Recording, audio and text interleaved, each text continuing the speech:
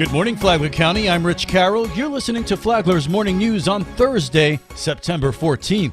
We have nearly 97 residents out of 130 Flagler County residents, and we don't have a beach for our constituents. Malacompra is very close to the city. We could annex it in. A controversial proposal from a Palm Coast City Council member. Amy Cherry takes a closer look. The proposal to annex Malacompra Park by Palm Coast City Councilwoman Teresa Pontieri came as a surprise to many on council. She explains her rationale, claiming annexation would relieve crowds in Flagler Beach. If we as a city want to have our own beach, and I think our citizens are entitled to their own beach, I think that this accomplishes a lot of things. It can help draw traffic away from Flagler Beach and into Malacompra, which is not frequented very often. So if we can actually turn this into a Palm Coast beach and market it through our Parks and Rec team, I think that would benefit the citizens. It would probably help property values for the city of Palm Coast. Vice Mayor Ed Danko says he's not sure it's what the people would want. If someone annexed the street I live on, they would be annexing my property with it, right? And I'm not so sure the residents there would like an additional tax bill. I'm not so sure that the folks in the hammock would like the idea of us taking anything away from them. They're very protective over there. And there really is nothing preventing people in Palm Coast from using that beach. Mayor David Alphen cautioned Pontieri on her path forward. Reaching out to the other organizations is certainly your prerogative. What I do not want to do is I do not want to project that the city of Palm Coast, as a city council, until we should agree, is looking to annex property from another municipality or certainly from the county. This local news is a service of Flagler County's Toyota dealer, Beaver Toyota US 1 St. Augustine, here to wow you.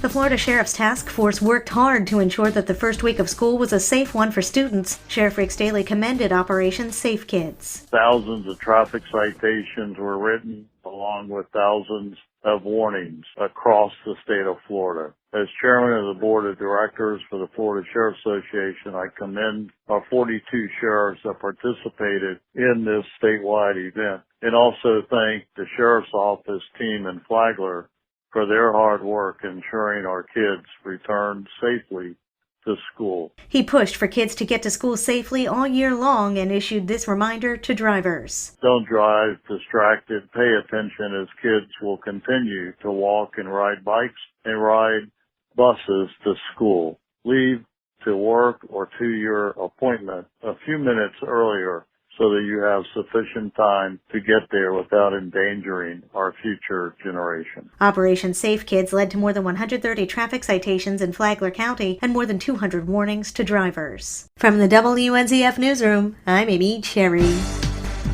There's an upcoming opportunity to learn disaster preparedness skills. You can learn basic disaster and emergency response skills such as disaster preparedness, fire safety, light search and rescue, and team organization through the Community Emergency Response Team CERT, nationally certified training program, which begins on September 26th. Flagler County Emergency Management Director Jonathan Lord. It's a 30-hour class where we teach residents at no cost basic disaster preparedness skills, basic first aid skills, basic fire safety skills, as well as we talk about terrorism and even do a little bit of search and rescue. And the whole idea is to create a more prepared community. So when large emergencies or disasters strike our community, we have many, many people around our county that can come up and help their neighbors. It's all about neighbors helping neighbors. The 30-hour course meets 5:30 to 8:30 in the evening on Tuesdays and Thursdays at the Emergency Operations Center through October 26th. For Flagler's Morning News, I'm Karen Johnson.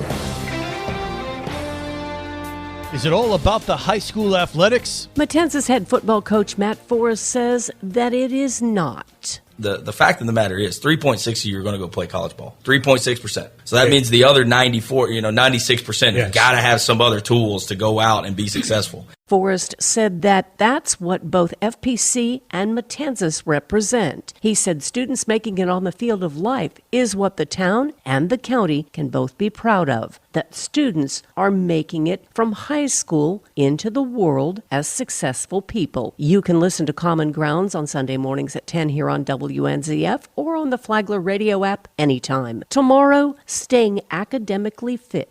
From the WNZF Newsroom, I'm Deb Albertson. And now you're up to date on Flagler's Morning News. I'm Rich Carroll.